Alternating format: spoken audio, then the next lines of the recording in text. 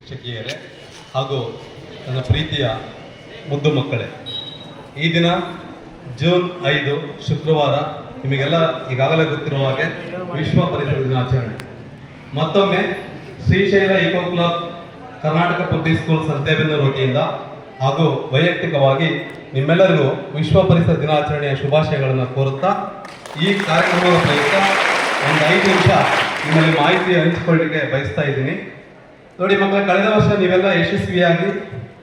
ಕೇಂದ್ರ ಸರ್ಕಾರದ ಆದೇಶದನ್ವಯ ನಾವೆಲ್ಲರೂ ಕೂಡ ಏಕ್ ಪೇಡ್ ಮಾ ಕಿ ನಾಮ್ ಎಂಬ ಒಂದು ಪ್ರಾಜೆಕ್ಟಲ್ಲಿ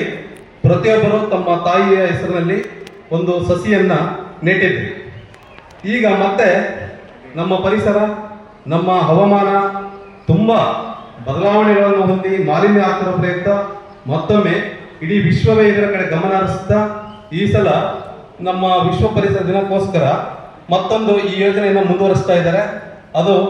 ಏಕ್ ಪೇಡ್ ಮಾ ಕಿ ನಾಮ್ 3.0 ಅನ್ನೋ ಯೋಜನೆಯಲ್ಲಿ ಮತ್ತೊಮ್ಮೆ ತಾವೆಲ್ಲ ವಿದ್ಯಾರ್ಥಿನಿಯರು ತಮ್ಮ ತಾಯಿಯ ಹೆಸರಲ್ಲಿ ಮತ್ತೊಂದು ಗಿಡವನ್ನು ತಮ್ಮ ಮನೆಯ ಸುತ್ತಮುತ್ತ ಅಥವಾ ತಮ್ಮ ಹಿತ್ತಲಿನ ಭಾಗದಲ್ಲಿ, ಕಣದ ಭಾಗದಲ್ಲಿ ಅಥವಾ ರಸ್ತೆಯ ಬದಿಯಲ್ಲಿ ನಿಮಗೆ ಎಲ್ಲಿ ಒಂದು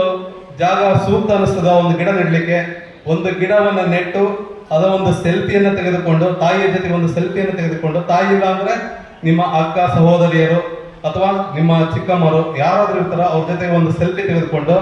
ತಕ್ಷಣ ನೀವು ಈ 2 ದಿವಸದ ಒಳಗಾಗಿ ನಿಮ್ಮ ಕ್ಲಾಸ್ ಟೀಚರ್ಗೆ ವಾಟ್ಸಪ್ ಮಾಡಬೇಕು ಆ ಫೋಟೋವನ್ನು.